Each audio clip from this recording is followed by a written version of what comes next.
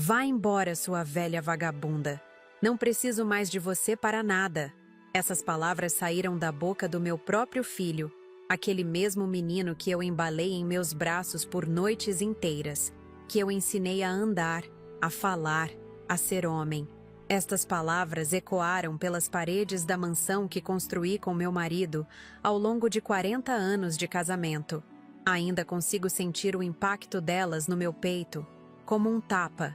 Mas o que meu filho Felipe não esperava era a minha reação. Em vez de lágrimas, em vez de súplicas, eu simplesmente comecei a rir. Uma risada que nasceu do fundo da minha alma. Uma risada que guardava um segredo que ele não conhecia.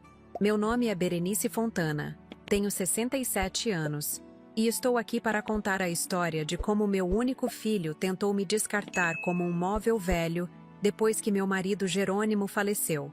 A história de como ele pensou ter herdado 30 milhões de reais e, no auge da sua arrogância, me expulsou da minha própria casa. E, principalmente, a história de como uma simples pergunta mudou tudo. Você leu todo o testamento? Sabe, a vida tem dessas reviravoltas que parecem roteiro de novela, mas são tão reais quanto o ar que respiramos. Eu nasci em uma família simples no interior de Mato Grosso. Cresci vendo meu pai trabalhar de sol a sol em terras que não eram dele. Estudei em escolas públicas, me formei em administração com muito esforço, sonhando com um futuro melhor. Foi numa festa da faculdade que conheci Jerônimo. Ele era alguns anos mais velho, já tinha uma pequena propriedade e sonhava grande. Nos apaixonamos e, juntos, construímos um império da soja que se estendia por milhares de hectares em Rondonópolis. Quando Felipe nasceu, jurei a mim mesma que ele teria tudo que eu não tive: escola particular, viagens internacionais, roupas de marca. Talvez tenha sido esse o meu erro. Confundi amor com mimos. Confundi educação com facilidades. Jerônimo sempre me alertava: Berenice, você está estragando esse menino. Ele precisa aprender o valor do trabalho, do esforço. Mas eu sempre defendia meu filho. Deixa ele aproveitar, Jerônimo. Não queremos que ele sofra como sofremos. E assim Felipe cresceu, sempre tendo tudo, nunca valorizando nada. Cursou 3 faculdades diferentes, abandonou todas. Tentou administrar uma filial dos nossos negócios, quase levou à falência.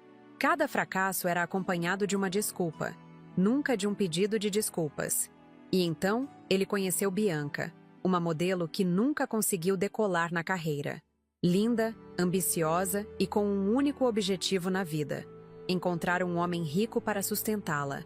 Eu via o jeito como Bianca olhava para as joias que Jerônimo me dava, para os carros na garagem, para os quadros nas paredes. Seus olhos não brilhavam de admiração, mas de cobiça. Essa menina não ama nosso filho, ama nosso dinheiro, eu disse certa vez a Jerônimo. Ele concordou com um suspiro cansado. Felipe só vai aprender quando cair de cara no chão. Quando Jerônimo adoeceu, foi como se o sol começasse a se apagar lentamente do meu céu. 3 anos de luta contra um câncer agressivo. 3 anos em que eu não saí do lado dele. Em que adormeci em cadeiras de hospital. Em que aprendi mais sobre remédios e tratamentos do que jamais quis saber. Felipe aparecia de vez em quando, sempre apressado, sempre com algum compromisso mais importante. Bianca nem isso. Mandava flores caras e cartões escritos pela secretária. Nos últimos meses, Jerônimo me chamou para uma conversa séria. Com a voz fraca, mas decidida, me explicou suas intenções para o testamento. Berenice, você sabe que o Felipe não está pronto para assumir tudo. Ele vai dilapidar a fortuna que construímos em poucos anos. Vou deixar uma lição para ele. E então me explicou seu plano, que me pareceu ao mesmo tempo cruel e necessário. Concordei, com o coração pesado. Não era sobre dinheiro, era sobre caráter. O funeral de Jerônimo foi como ele sempre pediu. Simples, com poucos discursos e muitas flores do campo, que ele tanto amava. Felipe mal conteve a impaciência durante a cerimônia, checando o relógio a cada 5 minutos. Bianca, vestida como se estivesse num desfile de moda, aceitava condolências com um sorriso ensaiado, que não alcançava seus olhos frios. Notei como os dois cochichavam, ansiosos, como crianças esperando para abrir presentes de Natal. 3 dias depois, Dr. Maurício Peixoto, amigo de longa data e advogado da família, convocou a leitura do testamento em seu escritório. Felipe e Bianca chegaram primeiro que eu, já acomodados nas melhores cadeiras. Sebastião, nosso capataz há 30 anos, e Antônia, nossa governanta, vieram comigo. Jerônimo havia pedido que fossem testemunhas. Luísa, minha filha que morava no exterior, não pôde vir, mas estava conectada por videochamada. A leitura começou formal, com termos jurídicos que eu já conhecia. Quando o Dr. Maurício leu que Felipe herdaria 30 milhões, vi meu filho apertar a mão de Bianca com tanta força que os nós dos dedos ficaram brancos. Seus olhos brilhavam de uma forma que nunca brilharam pelo pai vivo. A leitura prosseguiu, mas Felipe e Bianca pareciam não escutar mais nada. Estavam perdidos em sonhos de riqueza, em planos de gastos extravagantes. Mal sabiam eles. Na manhã seguinte, acordei com o barulho de portas sendo abertas com violência. Felipe entrou no meu quarto sem bater, seguido por Bianca. "Você tem 1 hora para arrumar suas coisas", ele disse, jogando uma mala aberta na minha cama. Tentei argumentar, pedir explicações, mas ele não me deixou falar. Descemos as escadas da mansão, eu atordoada, sendo empurrada pelo meu próprio filho. Na entrada principal, onde tantas vezes recebemos convidados ilustres, Felipe jogou minhas malas, que Antônia havia arrumado às pressas, chorando, e apontou para a porta. Foi nesse momento que ele disse aquelas palavras que ficaram marcadas na minha alma. "Vá embora, sua velha vagabunda. Não preciso mais de você para nada." Bianca sorria ao lado dele, já usando um dos meus colares de pérolas. Sebastião e Antônia assistiam à cena, paralisados, incapazes de acreditar no que viam. Outros funcionários da casa se aproximaram, atraídos pelos gritos. O tempo pareceu congelar. Senti 40 anos de lembranças passarem diante dos meus olhos em segundos. O nascimento de Felipe, seus primeiros passos, as noites em que fiquei acordada quando ele tinha febre, as festas de aniversário que organizei com tanto carinho, os problemas que resolvi, as portas que abri para ele, e agora, isso. Mas não senti raiva, não senti tristeza, senti uma estranha calma, como se Jerônimo estivesse ao meu lado, segurando minha mão, me dizendo que tudo estava conforme o planejado. Ajustei meu colar de safiras, o último presente que ganhei dele, no nosso aniversário de 40 anos de casamento, e simplesmente comecei a rir. Minha risada ecoou pelo hall de entrada, fazendo todos congelarem. Felipe me olhou confuso, sua arrogância dando lugar a uma hesitação momentânea. Foi então que fiz a pergunta que mudaria tudo. "Você leu todo o testamento, meu filho?" A expressão no rosto dele mudou. Um lampejo de dúvida cruzou seus olhos. E foi nesse exato momento que percebi que o plano de Jerônimo estava funcionando exatamente como ele previu. A lição que meu marido queria ensinar ao nosso filho estava apenas começando, e seria a mais importante de todas. Você já se perguntou até onde alguém pode ir por dinheiro? Já imaginou descobrir o verdadeiro caráter de uma pessoa quando ela acredita ter todo o poder? De onde você é? Me conta nos comentários. Quero conhecer quem está me ouvindo hoje. Se você está chegando agora no canal Vovó Lembrou, se inscreva para não perder o desenrolar dessa história que ainda tem muitas revelações pela frente. O silêncio que se seguiu à minha pergunta foi ensurdecedor.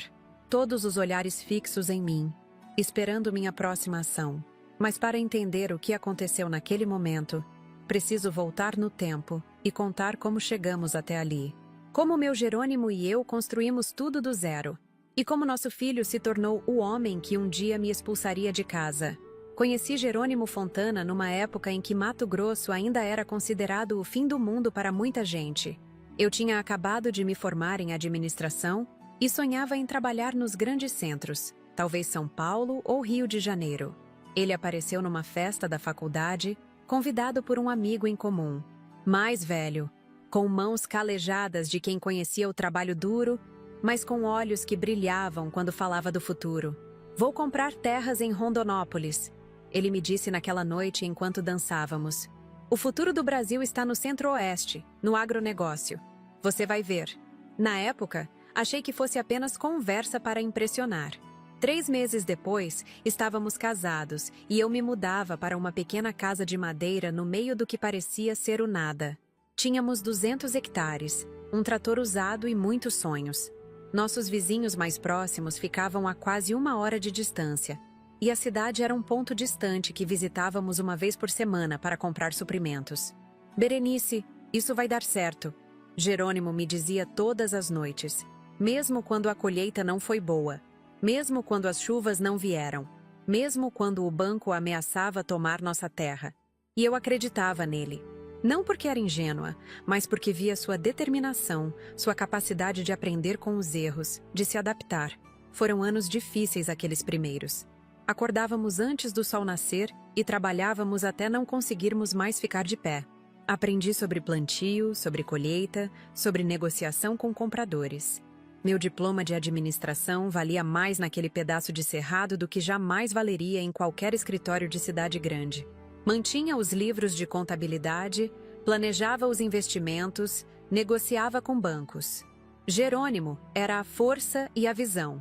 Eu era a estratégia e a organização. No 5º ano, conseguimos comprar mais 500 hectares da fazenda vizinha, que estava à venda. No 8º ano, adquirimos nosso primeiro caminhão novo. No 10º, já éramos conhecidos na região como exemplo de gestão agrícola. A soja que plantávamos era de alta qualidade. Nossos métodos eram eficientes e começamos a exportar diretamente. Foi nessa época que descobri que estava grávida. Depois de anos tentando, quase desistindo, Felipe chegou como um milagre. Nasceu forte, saudável, com os olhos do pai e, segundo as enfermeiras, com os meus cabelos. Jerônimo chorou quando o segurou pela primeira vez. Esse homem duro, que enfrentava intempéries e credores sem pestanejar, derreteu-se em lágrimas diante daquele pequeno ser que unia nosso sangue. Ele vai herdar tudo isso, Berenice, disse Jerônimo, olhando pela janela do hospital para o horizonte. Vamos construir um império para nosso filho. E foi o que fizemos. Nos anos seguintes, a Fazenda Horizontes cresceu exponencialmente. Adquirimos mais terras, diversificamos a produção, compramos maquinário de última geração. Quando Felipe tinha 5 anos, pudemos finalmente construir uma casa de alvenaria, grande e confortável. Quando ele tinha 7, já tínhamos um escritório em Cuiabá e começávamos a entrar em outros negócios: transportadora, uma pequena indústria de processamento, investimentos diversos. Luísa nasceu quando Felipe tinha 7 anos. Não foi uma gravidez planejada, mas a recebemos com a mesma alegria. Enquanto Felipe era inquieto e impulsivo, Luísa cresceu observadora e calculista. Desde pequena, mostrava interesse pelos livros contábeis que eu mantinha, pelas planilhas, pelos números. Felipe, por outro lado, gostava de andar de trator com o pai, de cumprimentar os funcionários, de se sentir importante. Conforme os negócios cresciam, nossa presença na fazenda diminuía. Construímos a mansão em Cuiabá, contratamos Antônia como governanta, uma mulher simples, mas de uma lealdade inabalável. Sebastião, que começou como ajudante geral na fazenda, mostrou tanto talento para a gestão que Jerônimo o promoveu a capataz. Esse homem tem mais bom senso no dedo mindinho que muito doutor formado, meu marido costumava dizer. Felipe cresceu entre privilégios que Jerônimo e eu jamais tivemos. Estudou nas melhores escolas, teve professores particulares, viajou para o exterior antes de completar 15 anos. Tentei compensar a ausência que nosso trabalho às vezes impunha dando-lhe tudo o que pedia. Jerônimo discordava dessa abordagem.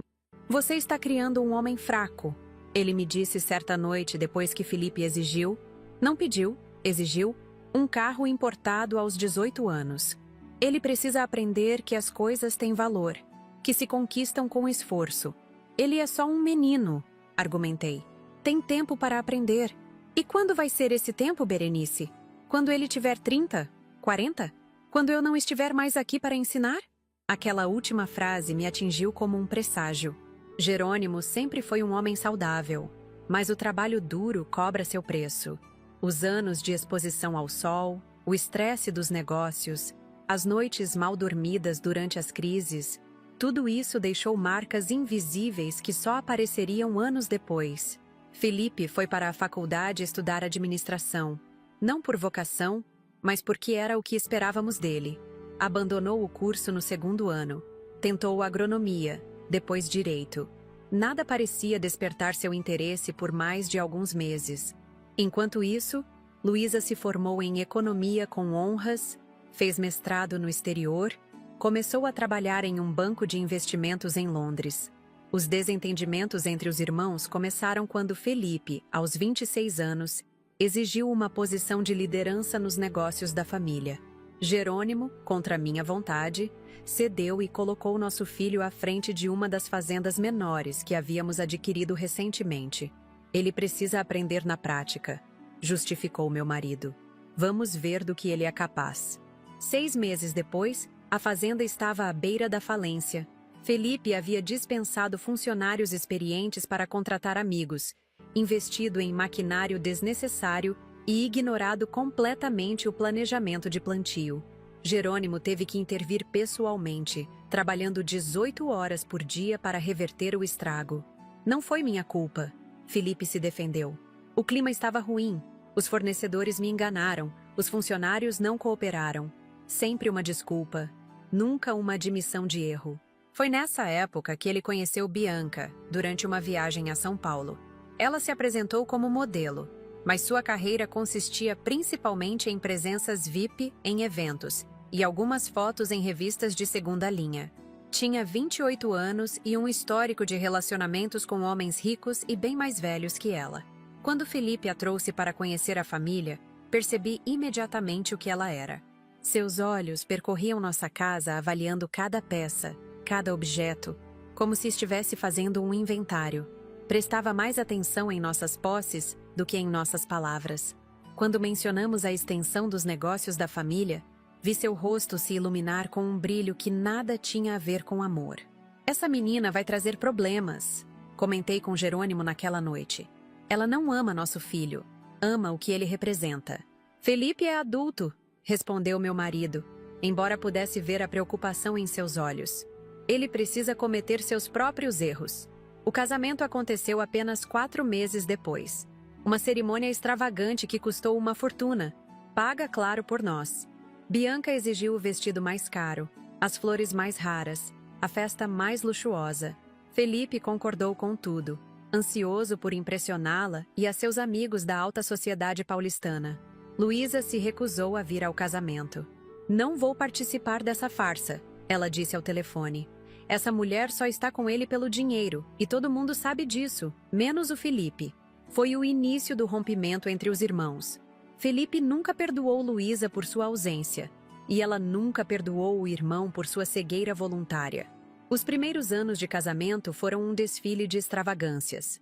Felipe e Bianca viviam como celebridades, gastando fortunas em viagens internacionais, jantares em restaurantes estrelados, roupas de grife.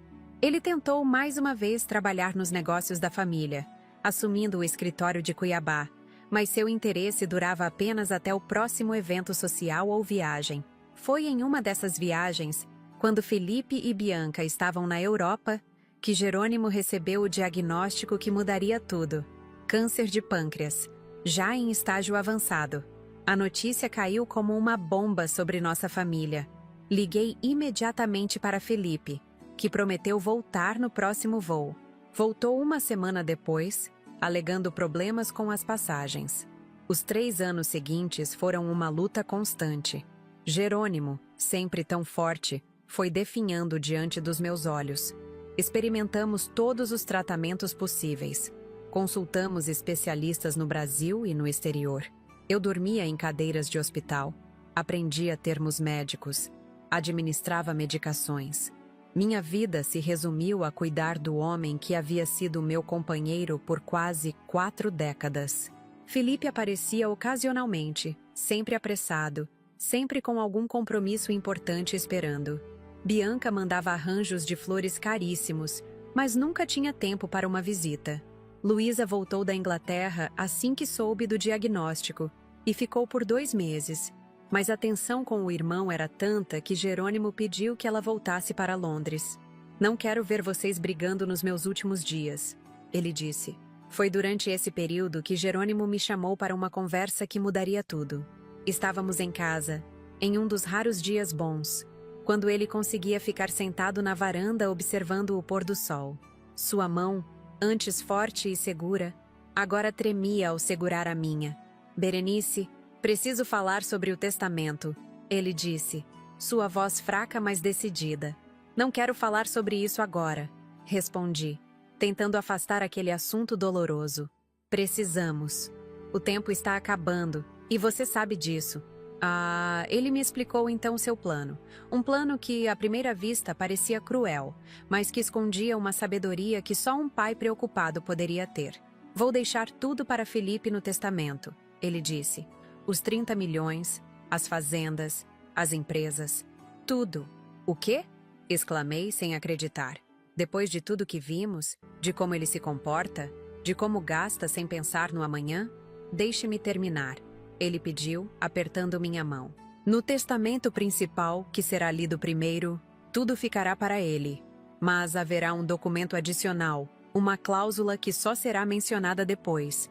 Essa cláusula estipula que todo o patrimônio ficará sob seu controle até que você nos deixe. Felipe receberá apenas uma mensalidade modesta. Ele vai ficar furioso, murmurei, já antevendo a reação do nosso filho.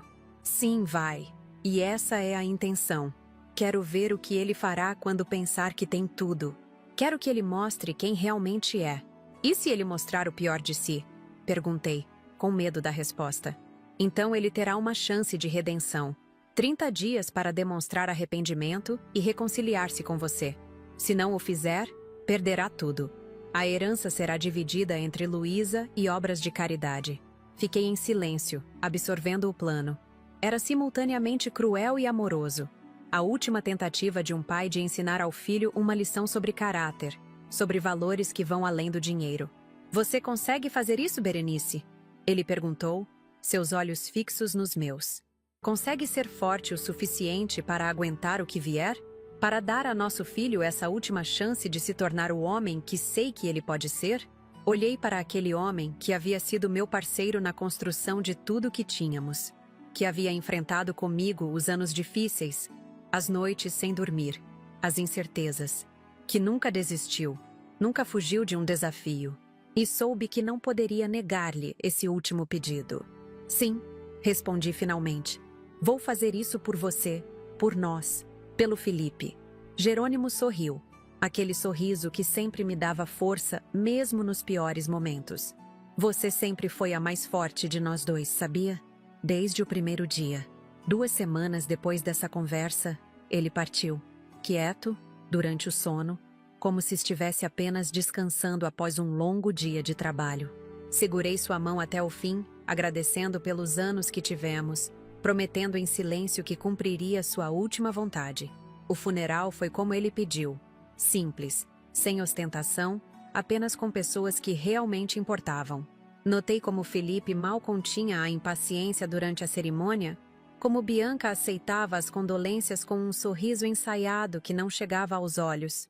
Vi os olhares de Sebastião e Antônia, que conheciam a verdadeira natureza do meu filho e sua esposa melhor do que eles imaginavam. E então, 3 dias depois, veio a leitura do testamento. Dr. Maurício Peixoto, amigo de longa data e advogado da família, preparou tudo conforme as instruções de Jerônimo. Apenas a primeira parte seria lida inicialmente, a parte que fazia Felipe acreditar que havia herdado tudo de imediato. Vi a ganância brilhar nos olhos do meu filho quando os 30 milhões foram mencionados. Vi como ele apertou a mão de Bianca, como os dois trocaram olhares cúmplices. Naquele momento, não eram um filho enlutado e sua esposa. Eram predadores diante de uma presa abatida. Na manhã seguinte, Felipe apareceu com as malas para me expulsar. E quando ele gritou aquelas palavras horríveis, "Vá embora, sua velha vagabunda. Não preciso mais de você para nada", eu soube que Jerônimo estava certo. Nosso filho precisava dessa lição mais do que qualquer coisa no mundo. Você leu todo o testamento, meu filho? Essa pergunta pairou no ar como fumaça, densa e sufocante. A expressão de Felipe mudou instantaneamente. Foi como assistir a um eclipse. a sombra da dúvida cobrindo lentamente seu rosto arrogante. Mas antes que ele pudesse responder, preciso contar o que aconteceu nos dias que antecederam aquele momento crucial. O funeral do meu Jerônimo aconteceu numa quarta-feira de céu limpo, daquelas que ele sempre dizia serem perfeitas para o plantio. Escolhemos a capela mais simples da cidade, contrariando as expectativas de muitos.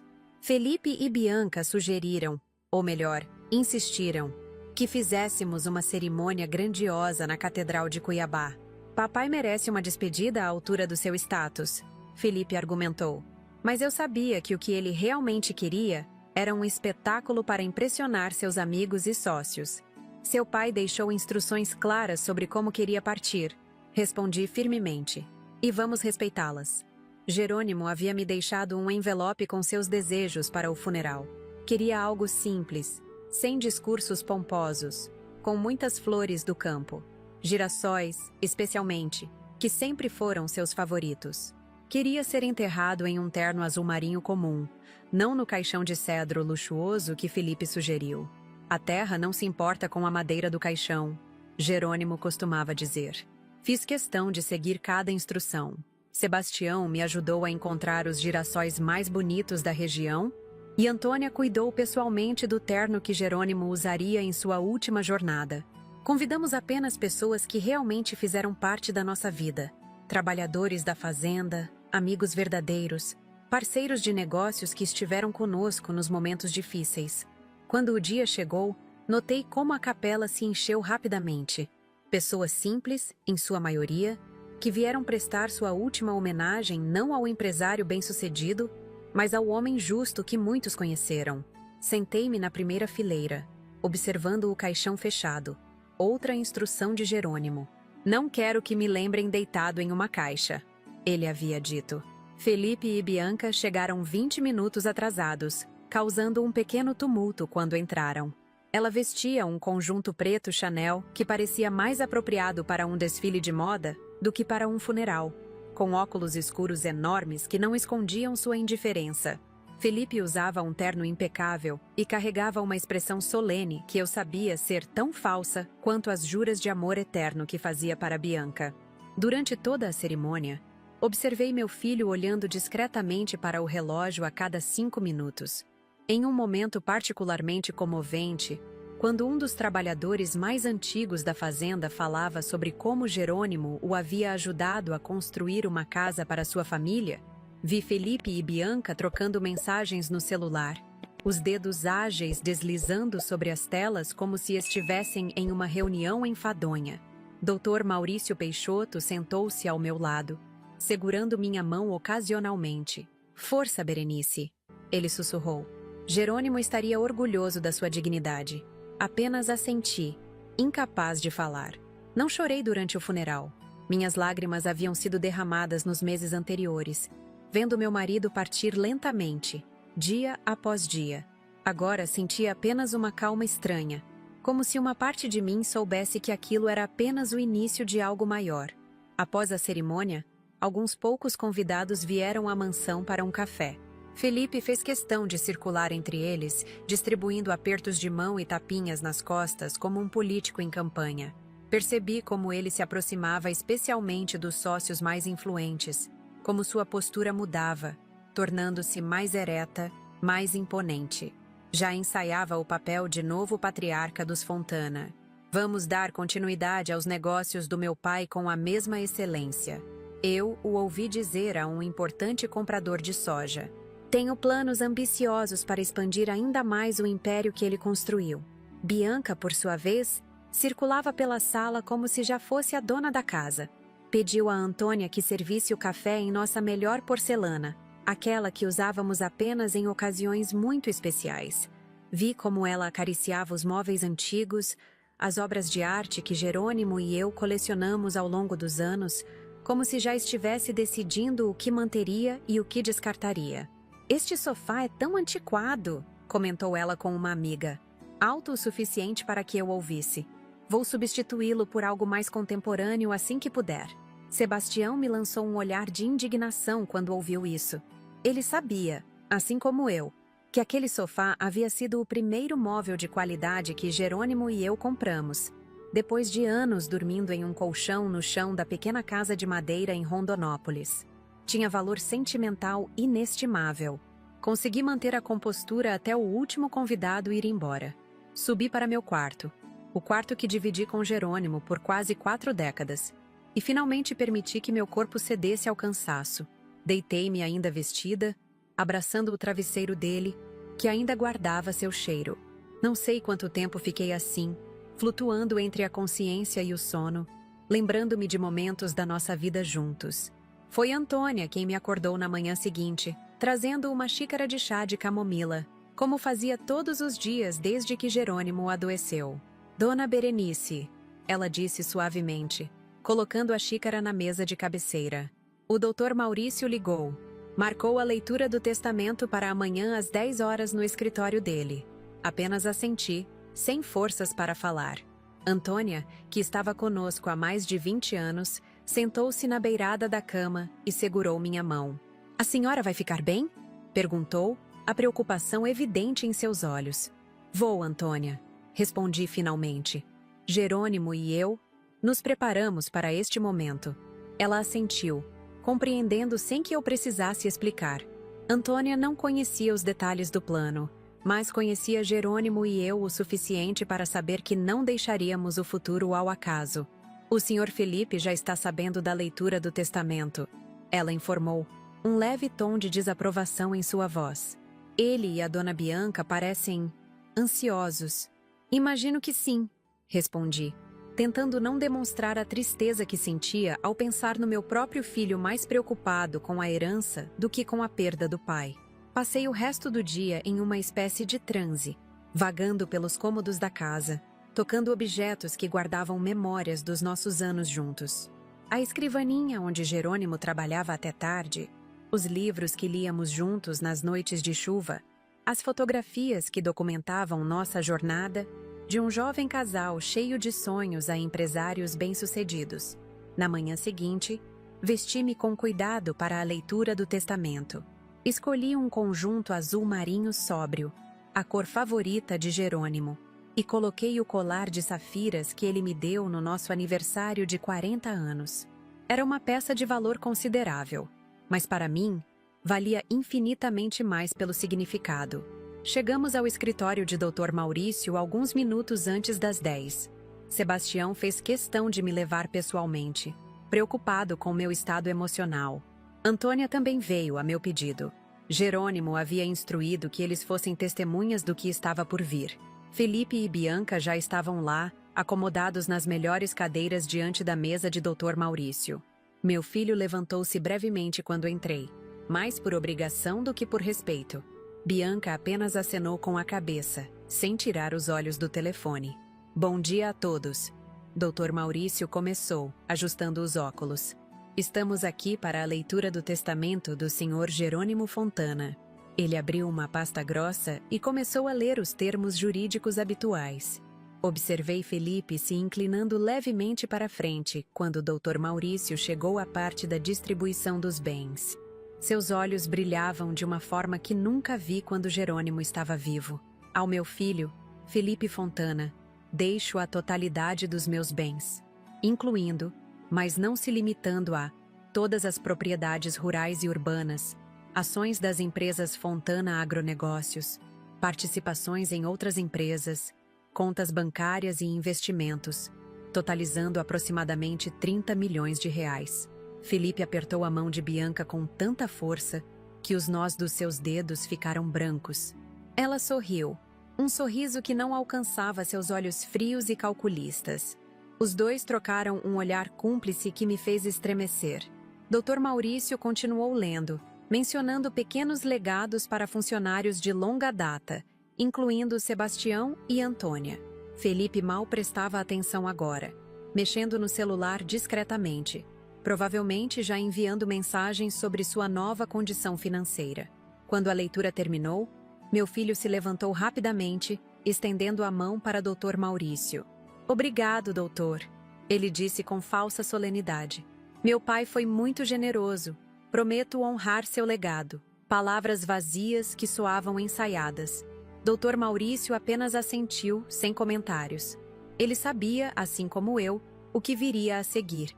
No caminho de volta para casa, Felipe e Bianca seguiram em seu próprio carro, na frente. Pelo retrovisor, pude ver os dois conversando animadamente, gesticulando, ocasionalmente rindo. Não estavam de luto. Estavam comemorando. "A senhora está bem?" perguntou Sebastião, observando-me pelo espelho. "Estou", respondi simplesmente. "Apenas me preparando para o que vem pela frente." Ele assentiu, compreendendo. Sebastião conhecia Felipe desde criança. Viu como ele cresceu mimado e egoísta, apesar dos esforços de Jerônimo para ensiná-lo o valor do trabalho duro. Chegamos à mansão e fui direto para meu quarto. Precisava de um momento sozinha para fortalecer meu espírito. Sabia que a tempestade se aproximava. Não precisei esperar muito. Na manhã seguinte, acordei com o barulho de portas sendo abertas com violência. Antes que pudesse reagir, Felipe entrou no meu quarto sem bater, seguido por Bianca. "Bom dia, mãe", ele disse, com uma falsa cordialidade que não combinava com a dureza de seus olhos. "Precisamos conversar." Sentei-me na cama, ajustando o roupão em volta do corpo. "O que houve, Felipe?" "Bianca e eu decidimos que vamos morar aqui, na mansão", ele anunciou, como se estivesse me fazendo um favor. "É a casa principal da família, afinal." "Esta é minha casa", respondi calmamente. "Sua também, claro, mas ainda é minha casa." Felipe riu. Um som frio que nunca havia saído da boca do menino que criei. "Na verdade, não é mais. O testamento foi bem claro, mãe. Tudo é meu agora." Bianca circulou pelo quarto, examinando os objetos pessoais nas prateleiras, tocando minhas joias na penteadeira como se já estivesse decidindo quais ficaria para si. "Achamos melhor você se mudar para o apartamento em Cuiabá", continuou Felipe. "É menor, mas suficiente para alguém na sua idade." "E quando pretendem que eu faça essa mudança?" perguntei, mantendo a voz firme. Felipe trocou um olhar com Bianca antes de responder. "Hoje." Agora, na verdade. Foi como um soco no estômago, mesmo estando preparada para isso. Uma coisa era saber que meu filho havia se tornado um homem egoísta. Outra, completamente diferente, era testemunhar sua crueldade em primeira mão. "Isso é ridículo, Felipe", argumentei. "Seu pai acabou de falecer. Esta casa está cheia de memórias nossas." "Exatamente por isso", interveio Bianca falando pela primeira vez. "Precisamos de um novo começo. Novos móveis, nova decoração, nova energia." "Ah." Felipe jogou uma mala aberta na minha cama. "Você tem 1 hora para arrumar suas coisas essenciais. O resto podemos enviar depois." Tentei argumentar, pedir mais tempo, fazer meu filho enxergar a crueldade de suas ações. Mas ele não quis ouvir. Saiu do quarto dizendo que voltaria em exatamente 1 hora. Antônia apareceu logo depois, lágrimas silenciosas escorrendo por seu rosto. "Dona Berenice, eu ouvi tudo. Não posso acreditar que o menino Felipe esteja fazendo isso com a senhora. Ajude-me a arrumar algumas roupas, Antônia." Pedi, mantendo a compostura. "Apenas o essencial por enquanto." Ela assentiu, ainda chorando, e começou a selecionar peças do meu guarda-roupa. Trabalhamos em silêncio por alguns minutos até que ela perguntou: "E as joias da senhora? Aquelas que o senhor Jerônimo deu? Coloque apenas o colar de safiras e os brincos que combinam." Respondi. "São especiais para mim." 1 hora depois, exatamente como prometido, Felipe voltou. Encontrou-me sentada na beirada da cama, 2 malas pequenas ao meu lado. Antônia estava comigo, segurando minha mão, seu rosto marcado pelas lágrimas. "Está pronta?" perguntou ele friamente. Levantei-me sem responder e peguei uma das malas. Antônia pegou a outra, lançando um olhar de reprovação para Felipe que ele fingiu não notar. Descemos as escadas em silêncio. No hall de entrada, vi que Sebastião também estava lá, junto com alguns outros funcionários da casa que haviam ouvido a comoção. Todos pareciam chocados, incapazes de acreditar no que testemunhavam. Foi nesse momento, diante de todos, que Felipe fez o impensável. Jogou minhas malas na direção da porta e apontou para a saída. "Vá embora, sua velha vagabunda! Não preciso mais de você para nada!" Um silêncio mortal caiu sobre o hall. Sebastião deu um passo à frente, punhos cerrados, mas ergui a mão para detê-lo. Este era um momento entre mãe e filho, por mais doloroso que fosse. Bianca sorria ao lado de Felipe, usando um dos meus colares de pérolas, aquele que Jerônimo me deu quando completamos 25 anos de casados. A arrogância em seu rosto era quase palpável. O tempo pareceu congelar. Senti o peso de 40 anos de lembranças sobre meus ombros. O nascimento de Felipe, seus primeiros passos, as noites em que fiquei acordada quando ele tinha febre, as festas que organizei, os problemas que resolvi, as portas que abri para ele, todo o amor, toda a dedicação, reduzidos a esse momento de absoluta ingratidão. Mas, estranhamente, não senti raiva, não senti tristeza. Senti uma calma quase sobrenatural, como se Jerônimo estivesse ao meu lado, segurando minha mão, lembrando-me que tudo estava acontecendo conforme planejamos. Ajustei meu colar de safiras e, para surpresa de todos, comecei a rir. Não uma risada nervosa ou histérica, mas genuína, que brotou do fundo da minha alma. Minha risada ecoou pelo hall de entrada, fazendo todos congelarem. Felipe me olhou confuso, sua arrogância momentaneamente abalada por minha reação inesperada. E então, no silêncio que se seguiu à minha risada, fiz a pergunta que mudaria tudo. Você leu todo o testamento, meu filho? A expressão no rosto dele mudou instantaneamente. Um lampejo de dúvida, de medo, cruzou seus olhos. E naquele momento, soube que o plano de Jerônimo estava funcionando exatamente como ele previu. A lição mais importante que meu marido queria ensinar ao nosso filho estava apenas começando. O rosto de Felipe empalideceu quando viu o Dr. Maurício entrar no hall de entrada, pasta de couro na mão e expressão severa no rosto. "Que surpresa, doutor!" meu filho disse, tentando recuperar a compostura.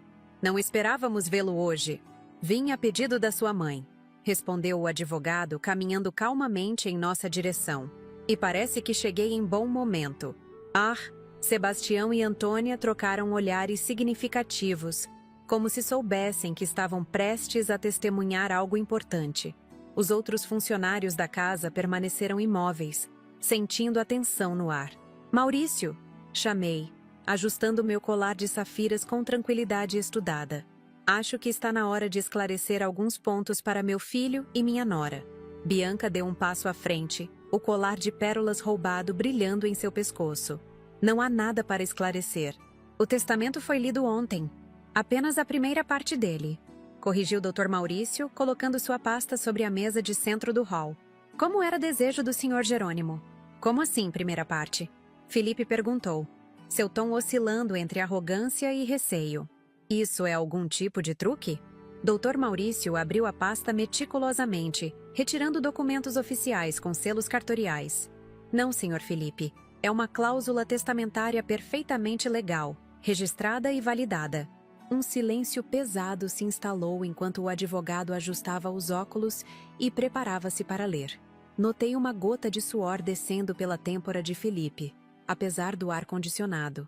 "Conforme instruções expressas do Sr. Jerônimo Fontana", começou o Dr. Maurício. "Esta segunda parte do testamento deve ser lida apenas após a primeira reação do herdeiro principal, para avaliar seu caráter e intenções." Felipe empalideceu ainda mais. "Isso é ridículo." É ilegal." "Na verdade, não é", respondeu o advogado com calma. "Testamentos podem conter cláusulas condicionais, e este foi cuidadosamente elaborado para resistir a qualquer contestação." Olhei para meu filho com uma mistura de tristeza e determinação. Aquele menino que embalei em meus braços agora era um homem disposto a me jogar na rua sem hesitação. Jerônimo estava certo. Esta lição era necessária. "Doutor." Maurício limpou a garganta e começou a ler. "Eu, Jerônimo Fontana, em pleno gozo de minhas faculdades mentais, estabeleço que todos os bens mencionados anteriormente neste testamento ficarão sob controle exclusivo de minha esposa, Berenice Fontana, até o dia de seu falecimento." Bianca deixou escapar um som estrangulado, algo entre um suspiro e um grito. Felipe ficou imóvel, como se tivesse levado um golpe físico. "Durante este período", continuou o advogado, Meu filho Felipe receberá uma mensalidade no valor de 5 salários mínimos para sua subsistência, condicionada à sua conduta respeitosa e colaborativa com sua mãe.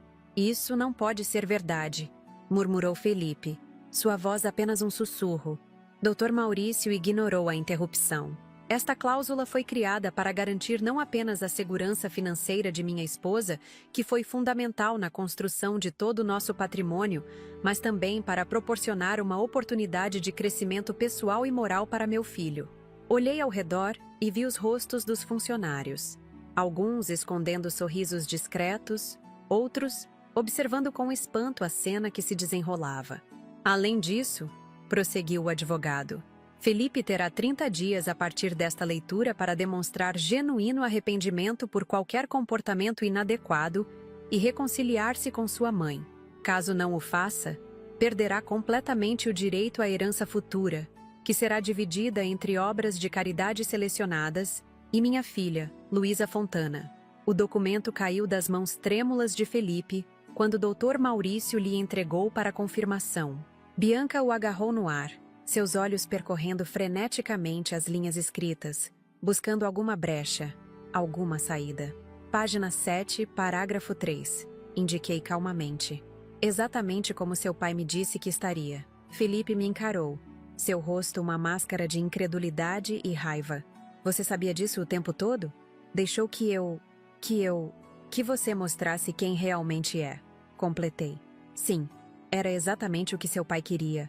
Ver seu verdadeiro caráter revelado quando pensasse ter todo o poder.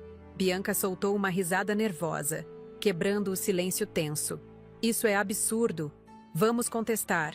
Nenhum juiz vai validar um testamento com condições tão manipuladoras. Dr. Maurício fechou a pasta com um movimento decidido. Senhora Bianca, posso garantir que este documento foi elaborado com extremo cuidado legal. 3 dos mais respeitados juristas do país o revisaram. Está blindado contra qualquer contestação. Felipe cambaleou até o sofá mais próximo e desabou sobre ele, passando as mãos pelo cabelo em desespero. 30 milhões. Tudo nas mãos dela Até eu morrer? Completei sem rancor na voz. Sim, Felipe. Seu pai sabia exatamente o que estava fazendo. Ele conhecia você melhor do que você imagina. Bianca ficou imóvel por alguns segundos, olhando alternadamente para o documento em suas mãos, para Felipe derrotado no sofá e para mim. Então, com um movimento repentino, arrancou o colar de pérolas do próprio pescoço. 30 dias? Ela murmurou, mais para si mesma do que para nós. E se você viver mais 30 anos? Seus olhos calculistas me avaliaram de cima a baixo, como se estivesse estimando minha expectativa de vida. Reconheci aquele olhar, o mesmo que ela tinha quando avaliava o preço de uma bolsa de grife ou de um carro importado. Você tem 67 anos, continuou ela, sua voz ganhando força. Pode viver mais 20, 30 anos. Não vou esperar. Ela se virou para Felipe, seu rosto contorcido em uma mistura de decepção e raiva. Você me disse que seríamos milionários hoje, que poderíamos comprar aquela casa em Miami, viajar pelo mundo, viver como sempre merecemos. Felipe tentou alcançar sua mão, mas ela recuou como se tivesse sido queimada. Bianca, amor, vamos encontrar uma solução. Talvez possamos negociar com minha mãe, fazer um acordo. Negociar? Ela praticamente cuspiu a palavra. Eu não me casei para negociar. Me casei para ter a vida que você prometeu. Com um movimento fluido, Bianca retirou a aliança do dedo e a jogou no colo de Felipe. O pequeno círculo de ouro branco, que custara uma pequena fortuna, quicou em sua perna e caiu silenciosamente no tapete persa. Acabou, Felipe, ela declarou, pegando sua bolsa Hermès da mesa lateral. Me ligue quando realmente tiver os milhões que prometeu. O som dos saltos de Bianca ecoou pelo mármore do hall de entrada, enquanto ela se dirigia à porta. Ninguém se moveu para impedi-la. Quando a porta bateu com força suficiente para fazer os cristais do lustre tilintarem, um silêncio pesado tomou conta do ambiente. Felipe permaneceu imóvel, olhando para o espaço vazio onde Bianca estivera segundos antes. Seu rosto havia perdido toda a cor, e pela primeira vez em muitos anos, Vi meu filho sem sua máscara de arrogância. Parecia perdido, como o menino que corria para meus braços depois de cair da bicicleta. Ela vai voltar, murmurou ele, mais para si mesmo do que para qualquer um de nós. Ela só está chateada. Vai se acalmar e voltar. Ninguém respondeu. Todos sabíamos a verdade. Bianca nunca amara Felipe, apenas o dinheiro que ele representava. Sem a promessa de riqueza imediata, não havia razão para ela permanecer. Dr. Maurício quebrou o silêncio. Sua voz gentil, mas firme. Senhor, Felipe, sugiro que leia o restante do documento com atenção. Há detalhes importantes sobre suas obrigações e direitos durante este período de 30 dias. Felipe não respondeu, seu olhar ainda fixo na porta por onde Bianca havia saído. Antônia se aproximou timidamente, oferecendo-lhe um copo d'água, que ele aceitou mecanicamente. Sebastião, que observava tudo com uma expressão impassível, finalmente falou. Vou levar suas malas de volta para o quarto, dona Berenice? Sim, por favor, Sebastião, respondi, grata pela normalidade da pergunta em meio ao caos emocional. Enquanto Sebastião subia as escadas com minhas malas, Felipe finalmente voltou seus olhos para mim. O que vi ali me partiu o coração. Uma mistura de raiva, vergonha e, surpreendentemente, dor. Dor genuína. Por quê? Ele perguntou, sua voz embargada. Por que vocês fizeram isso comigo? Aproximei-me lentamente e sentei-me ao seu lado no sofá, mantendo alguma distância. Não foi para humilhá-lo, Felipe. Foi para ensiná-lo. Me ensinar? Ele repetiu amargamente. Me fazendo de idiota? Me deixando perder minha esposa? Ela já estava perdida, respondi suavemente. Ou melhor, nunca foi realmente sua. Você apenas não conseguia ver. Isso não é verdade, ele protestou, mas sem convicção. Felipe, chamei, esperando até que seus olhos encontrassem os meus. Pense bem, ela te amava ou amava o dinheiro que você representava? Ele desviou o olhar, incapaz de enfrentar a verdade óbvia. Uma lágrima solitária escorreu por seu rosto, a primeira que eu via desde o início da doença de Jerônimo. Seu pai e eu construímos tudo do zero, continuei. Não havia nada quando começamos. Apenas terra, trabalho duro e um ao outro. O dinheiro veio depois, muito depois. Foi uma consequência, não um objetivo. Eu sei disso, murmurou Felipe. Vocês contaram essa história 1000 vezes. Mas você nunca entendeu, respondi. Nunca compreendeu o valor do que construímos, porque sempre teve tudo pronto. Nunca precisou lutar por nada. Dr. Maurício, percebendo a intimidade do momento, fez um gesto discreto para os funcionários se retirarem.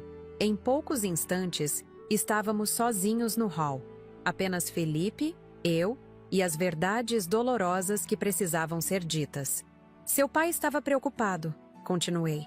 Ele via como você lidava com o dinheiro, com as pessoas, com as responsabilidades. Via que você não estava pronto para assumir tudo que construímos.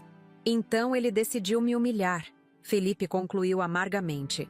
Não, corrigi com firmeza.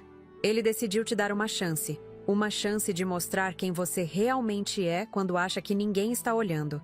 E depois, uma chance de corrigir seus erros. Felipe ficou em silêncio, absorvendo minhas palavras. Pela janela, vi o carro de Bianca deixando a propriedade em alta velocidade, levantando poeira no caminho de terra que levava ao portão principal. Ela não vai voltar, vai? Ele perguntou, seguindo meu olhar. Não, respondi honestamente. E talvez seja melhor assim. Felipe deixou escapar um som que era meio suspiro, meio soluço. De repente, parecia muito menor sentado naquele sofá enorme, como se toda sua falsa confiança tivesse sido drenada de uma só vez. O que acontece agora? Ele perguntou finalmente. Isso depende de você, respondi. O testamento é claro. Você tem 30 dias para demonstrar arrependimento genuíno e se reconciliar comigo. Caso contrário, perde tudo. E se eu contestar? Levar aos tribunais? Você pode tentar, respondi calmamente. Mas seu pai era meticuloso em tudo que fazia. Dr. Maurício garantiu que o documento é incontestável. Felipe ficou em silêncio novamente, seus olhos fixos nas próprias mãos. Mãos que nunca conheceram o trabalho duro que calejara as de seu pai. 30 dias, ele repetiu. Para provar o quê? Que sou digno da fortuna? Não, corrigi. Para provar que é digno do nome Fontana, que entende o verdadeiro valor do que seu pai construiu. Não apenas o dinheiro, mas o legado, a reputação, o respeito. Algo mudou na expressão de Felipe. Um lampejo de compreensão, talvez. Ele se levantou lentamente, ainda evitando meu olhar. Preciso pensar, ele murmurou. Ficar sozinho por um tempo. Claro, concordei. Seu quarto continua o mesmo. Ele hesitou, como se quisesse dizer algo mais, mas então simplesmente assentiu e subiu as escadas com passos pesados.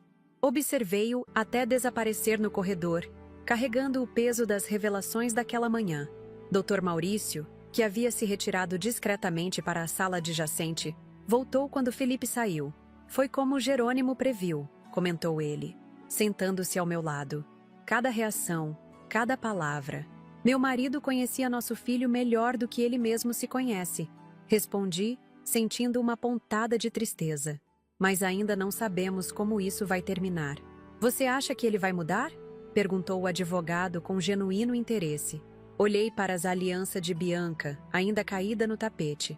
Um pequeno círculo de ouro branco que simbolizava promessas vazias e um amor que nunca existiu realmente. Espero que sim, respondi honestamente.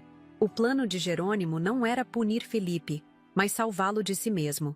Dar-lhe a chance de se tornar o homem que sabemos que ele pode ser. Dr. Maurício sorriu gentilmente. Jerônimo sempre dizia que você era a verdadeira força desta família. Agora vejo que ele estava certo. Enquanto o advogado se despedia, fiquei sentada sozinha no hall de entrada, ouvindo os sons distantes da casa. Antônia na cozinha, Sebastião dando instruções aos jardineiros lá fora. O relógio de pêndulo marcando o tempo inexorável. A jornada havia apenas começado. Os próximos 30 dias definiriam não apenas o destino da fortuna dos Fontana, mas o futuro do meu filho.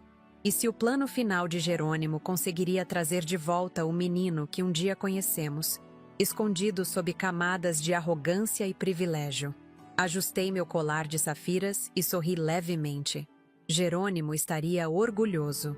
A lição mais importante que ele queria ensinar ao nosso filho estava em andamento, e eu faria minha parte para honrar seu último desejo. A verdadeira herança dos Fontana não eram os milhões em propriedades e investimentos. Era o caráter, a integridade e os valores que construímos ao longo de uma vida. E essa era a única herança que realmente importava. Os 3 dias seguintes à revelação do testamento foram marcados por um silêncio opressivo na mansão. Felipe se trancou em seu quarto, saindo apenas para refeições rápidas que mal tocava.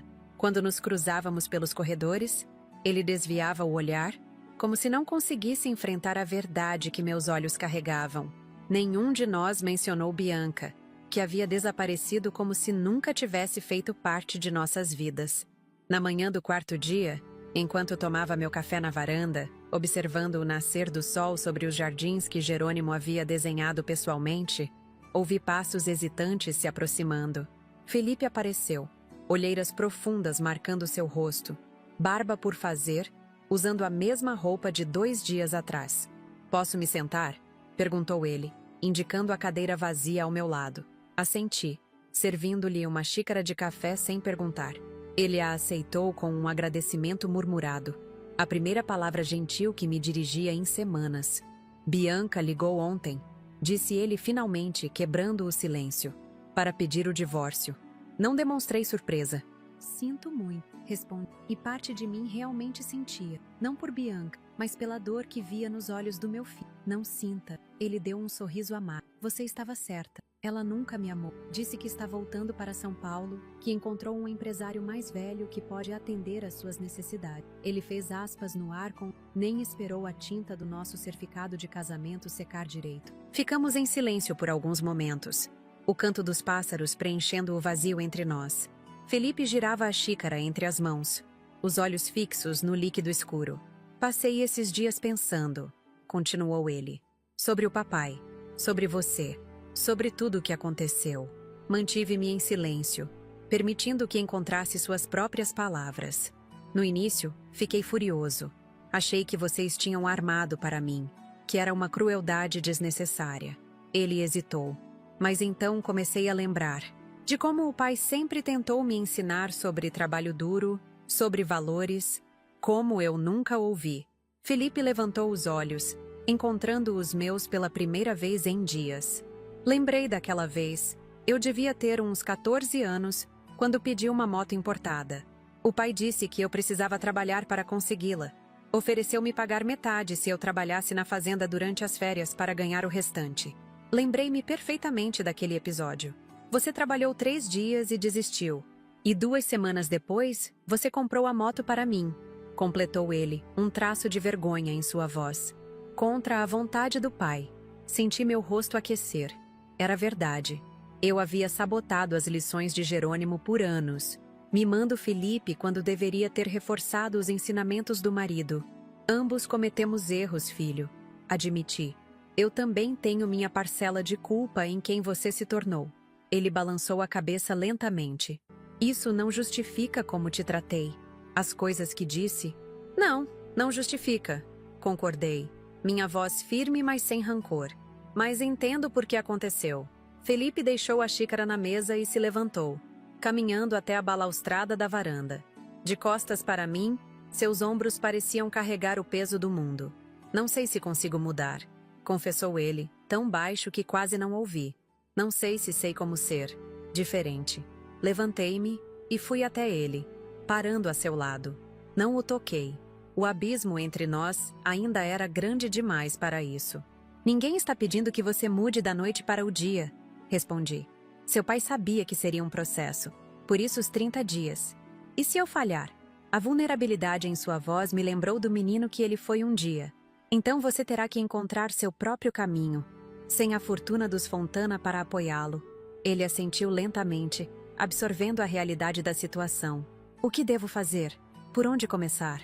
Foi a primeira vez em anos que o vi pedindo orientação genuinamente. Não exigindo, não manipulando, realmente perguntando. Por que não começa conhecendo o que seu pai construiu? Sugeri. Não as propriedades ou os números nas contas bancárias. As pessoas, o trabalho, a terra. Naquela mesma tarde, Sebastião recebeu Felipe na fazenda Horizontes com visível surpresa. Observei de longe enquanto nosso capataz, inicialmente desconfiado, começava a mostrar as operações para meu filho. Felipe, desajeitado em botas que claramente nunca haviam sido usadas, tropeçava ocasionalmente no terreno irregular, mas persistia. Nos dias seguintes, uma rotina inesperada se estabeleceu. Felipe acordava antes do amanhecer, algo que nunca fizera voluntariamente, e partia com Sebastião para diferentes propriedades. Voltava ao anoitecer, exausto, queimado de sol, mas estranhamente mais calmo do que jamais o vira. Uma semana depois, durante o jantar, ele comentou casualmente: "Sabia que o Joaquim, que cuida do setor norte, trabalha conosco há 22 anos? Ele me contou como o pai o ajudou quando a filha dele ficou doente.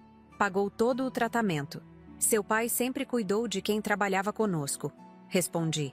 Para ele, não eram funcionários, eram família. Felipe assentiu pensativamente. Ele conhecia o nome de todos, de suas esposas, seus filhos. Eu mal sei quantas pessoas trabalham para nós. 1237, respondi prontamente. Nas fazendas, nas empresas, aqui na casa. Cada um com sua história, cada um parte do que somos.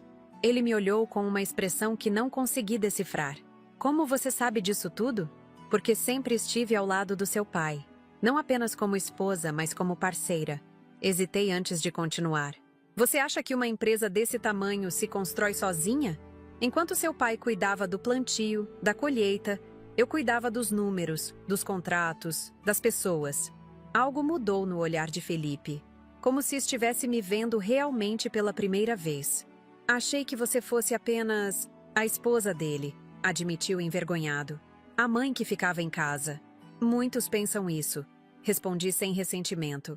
É conveniente para o mundo ver mulheres como meras coadjuvantes. Seu pai nunca me viu assim. Na manhã seguinte, Felipe me surpreendeu ao bater na porta do escritório que eu mantinha na mansão. O lugar onde por décadas administrei as finanças da família enquanto Jerônimo cuidava da parte operacional. Quero aprender, ele disse simplesmente, sobre os negócios, sobre o que você faz. Abri espaço na mesa atulhada de papéis, planilhas e relatórios. Por onde quer começar? Nas 2 semanas seguintes, estabelecemos uma nova rotina.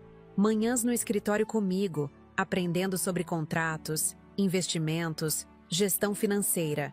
Tardes nas fazendas com Sebastião, entendendo o lado operacional.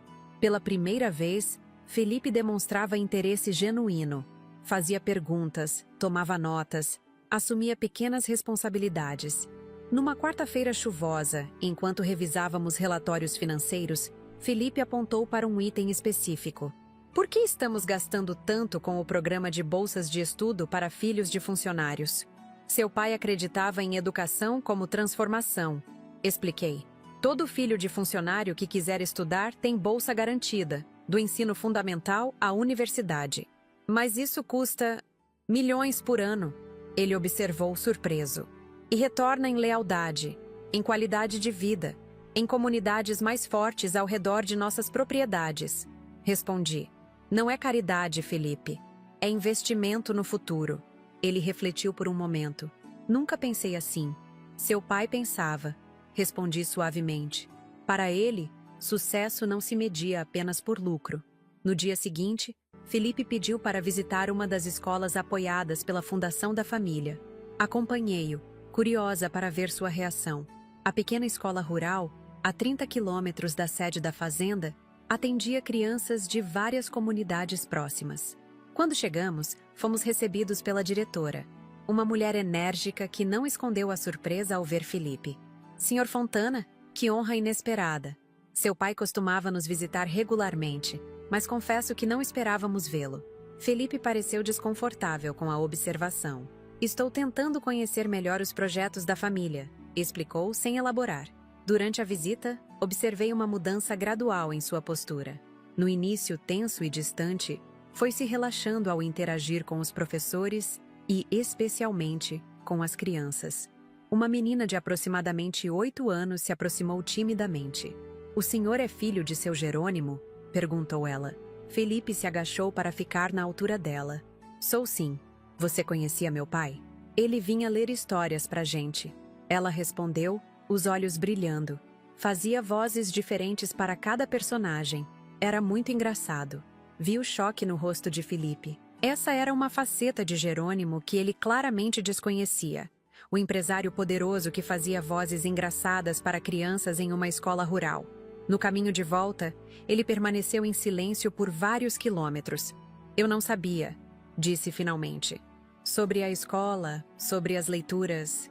Ele nunca comentou.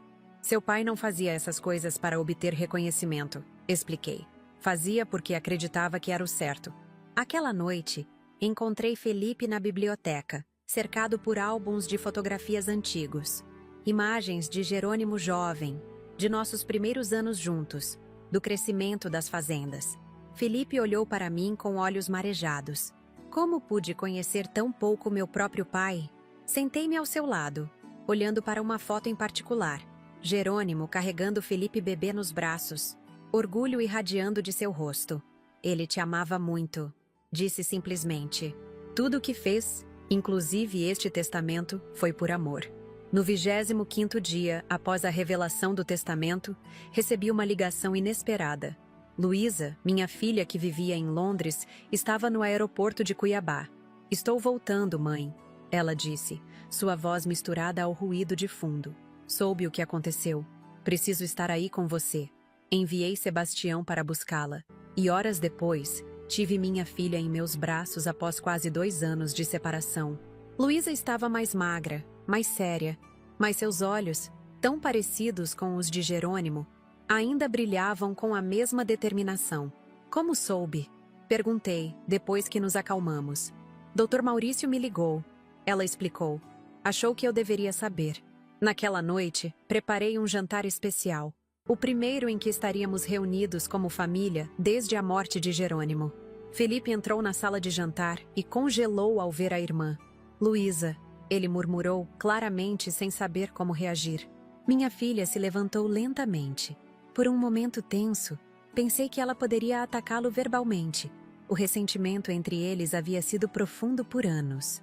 Em vez disso, para minha surpresa, ela caminhou até ele e o abraçou. Sinto muito pelo papai, disse simplesmente. Vi os ombros de Felipe tremendo levemente enquanto retribuía o abraço da irmã. Percebi então que, em meio a todo o drama do testamento e da herança, ele nunca havia realmente chorado a perda do pai. O jantar começou desajeitado, com conversas cautelosas sobre assuntos seguros. O clima em Londres, as últimas chuvas em Mato Grosso. Gradualmente, a tensão foi diminuindo. Luísa contou sobre seu trabalho no banco de investimentos. Felipe compartilhou o que estava aprendendo nas fazendas. Era como se estivéssemos todos reaprendendo a ser uma família. Após a sobremesa, Felipe pigarreou nervosamente. Tenho algo a dizer, anunciou, olhando para mim e depois para Luísa. Nesses últimos dias, aprendi mais sobre nosso pai, sobre os negócios, sobre nossa família do que em toda a minha vida. Ele fez uma pausa, escolhendo as palavras cuidadosamente. Percebi o quanto fui tolo, arrogante, ingrato. Sua voz falhou levemente. As coisas que disse para você, mãe, a maneira como te tratei, não tenho desculpas. Felipe, comecei, mas ele ergueu a mão. Por favor, deixe-me terminar. Preciso dizer isso. Ele respirou fundo.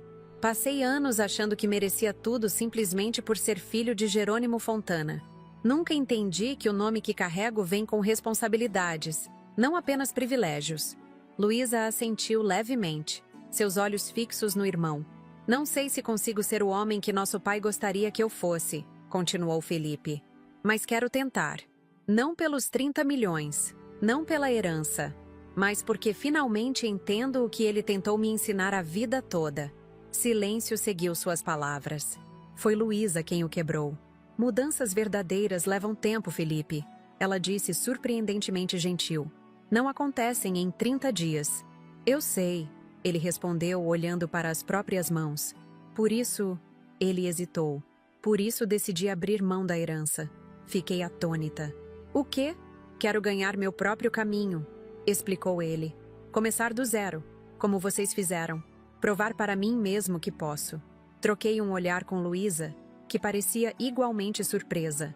Isso não é o que seu pai queria, respondi finalmente. Ele não queria puni-lo, Felipe. Queria que você entendesse o valor do que construímos. E estou começando a entender, ele disse. Mas preciso fazer isso do meu jeito. No dia seguinte, Felipe, Luísa e eu nos reunimos com o Dr. Maurício para discutir os próximos passos. Para surpresa do advogado, Felipe manteve sua decisão. Quero trabalhar nas empresas da família, mas como funcionário comum, explicou. Começando de baixo, sem privilégios. Dr. Maurício olhou para mim, buscando orientação. Assenti levemente. Isso pode ser arranjado. O advogado respondeu fazendo anotações. Quanto à sua parte na herança futura, ficará em um fundo fiduciário, respondeu Felipe. Quando eu provar, para mim mesmo, não para os outros, que sou digno dele, então conversaremos novamente.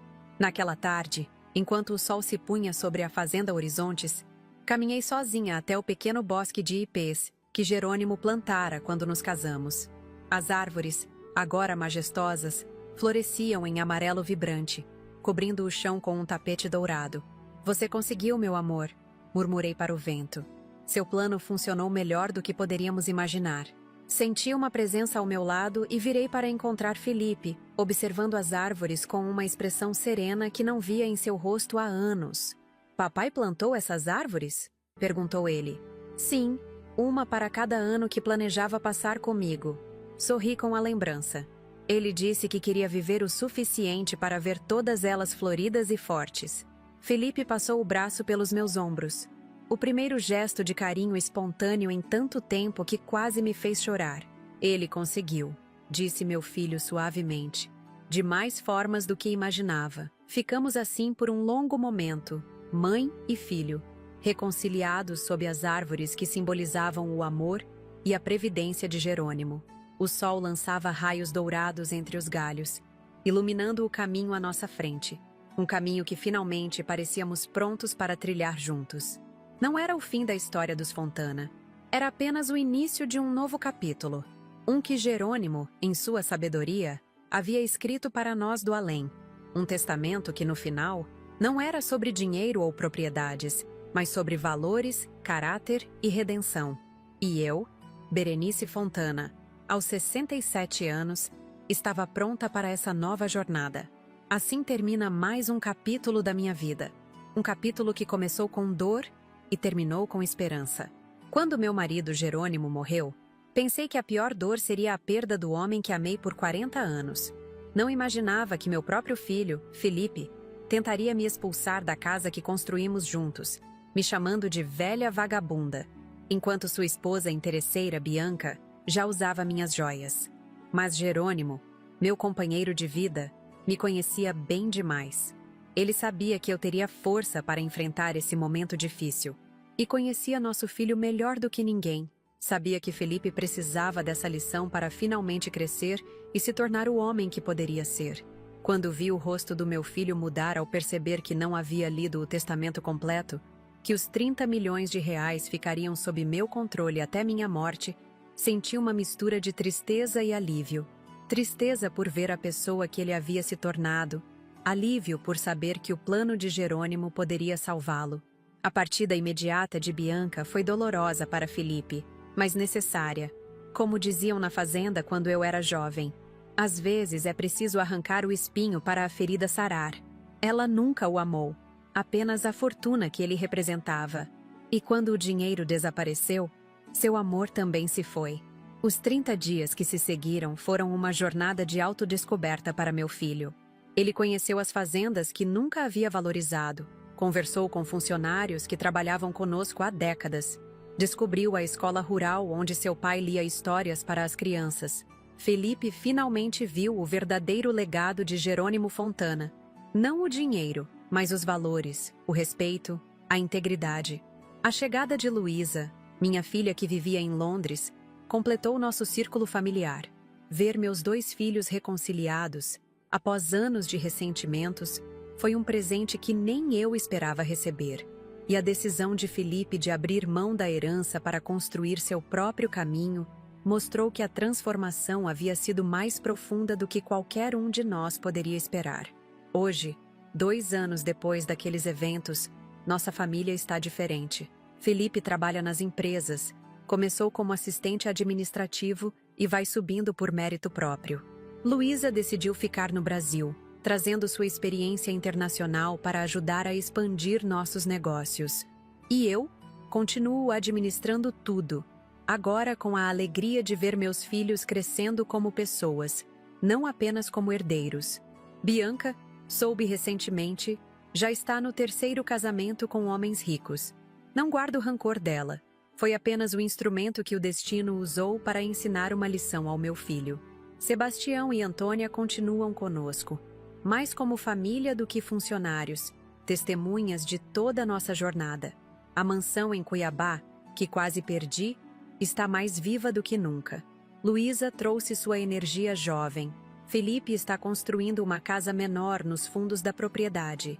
Insiste que quer espaço próprio, mas não quer ficar longe de nós. Às vezes o pego olhando para o retrato de Jerônimo na biblioteca, como se conversasse silenciosamente com o pai. O testamento que meu marido deixou era muito mais que um documento legal. Era seu último ato de amor, tanto por mim quanto por nosso filho. Jerônimo sabia que riqueza sem caráter é uma maldição, não uma bênção. Ele não queria apenas preservar nossa fortuna, queria salvar a alma do nosso filho. Nas noites quentes de Mato Grosso, sento na varanda e olho para as estrelas. As mesmas que Jerônimo e eu observávamos quando éramos jovens e sonhávamos com nosso futuro. Agradeço por tudo que vivemos, pelas lições que aprendemos, pela família que, depois de quase se despedaçar, encontrou seu caminho de volta à união. Esta história que compartilhei com vocês não é apenas sobre dinheiro ou herança, é sobre valores, sobre escolhas, sobre o verdadeiro significado de família. É sobre como, às vezes, precisamos perder tudo para encontrar o que realmente importa. Muitos me perguntam se eu perdoei Felipe pelas palavras cruéis, pela maneira como me tratou naquele dia fatídico. A verdade é que sim, perdoei. Não porque as palavras não doeram, doeram profundamente, mas porque vi o verdadeiro arrependimento em seus olhos, em suas ações, na pessoa que ele se tornou depois. O perdão não é um presente que damos aos outros, é um presente que damos a nós mesmos. Carregar mágoas é como beber veneno esperando que a outra pessoa adoeça. Aprendi isso com Jerônimo, que nunca foi homem de guardar ressentimentos, mesmo quando tinha razões para isso. Nossa história poderia ter terminado de forma trágica. Uma família destruída pela ganância, pelo egoísmo, pelo materialismo vazio. Em vez disso, tornou-se uma história de redenção, de segundas chances, de amor que persiste mesmo nos momentos mais difíceis. Se há uma lição que gostaria que vocês levassem desta história, é que nunca é tarde para mudar, para corrigir erros, para buscar ser uma pessoa melhor. Felipe tinha 42 anos quando finalmente entendeu o que seu pai tentou ensinar-lhe a vida toda. Eu tinha 67 quando descobri uma força em mim que não sabia que existia. Vejo pelos comentários que muitos de vocês passaram por situações semelhantes, talvez não envolvendo milhões de reais, mas certamente envolvendo valores, família, decisões difíceis. Cada história que vocês compartilham nos comentários me toca profundamente. Me faz sentir que não estamos sozinhos em nossas lutas. Esse é o poder das histórias. Elas nos conectam, nos fazem entender que, apesar de nossas diferentes circunstâncias, compartilhamos as mesmas emoções humanas, os mesmos desafios, as mesmas esperanças. Se minha história tocou você de alguma forma, peço que deixe seu comentário abaixo. Conte-me de onde você é, se já viveu algo semelhante, o que achou do desfecho. Seus comentários são o coração deste canal. São eles que me motivam a continuar compartilhando minhas experiências. Também peço que deixe seu like neste vídeo. Acredite, esse simples gesto faz toda a diferença para que mais pessoas possam conhecer o canal Vovó Lembrou e as histórias que compartilhamos aqui. E se ainda não é inscrito, o que está esperando? Clique no botão de inscrição agora mesmo e ative o sininho para ser notificado sempre que um novo vídeo for ao ar. Temos muitas outras histórias de vida para compartilhar. Algumas tristes, outras alegres, todas profundamente humanas. Sei que fazer conteúdo de qualidade exige tempo e dedicação. Por isso, se esta história tocou seu coração e você puder contribuir, considere ajudar o canal através do Valeu Demais, uma forma de doação que nos ajuda a cobrir os custos de produção e nos permite trazer mais vídeos diariamente. Sua contribuição, por menor que seja, faz toda a diferença para mantermos este espaço de histórias reais e emocionantes. Agradeço imensamente a cada um que assistiu até aqui, a cada pessoa que se emocionou, refletiu, talvez até chorou um pouquinho com a história desta senhora de 67 anos que enfrentou a traição do próprio filho e encontrou um caminho para o perdão e a reconciliação. Sou Berenice Fontana, e esta foi minha história no canal Vovó Lembrou. Nos vemos no próximo relato, com mais uma história real que vai tocar seu coração.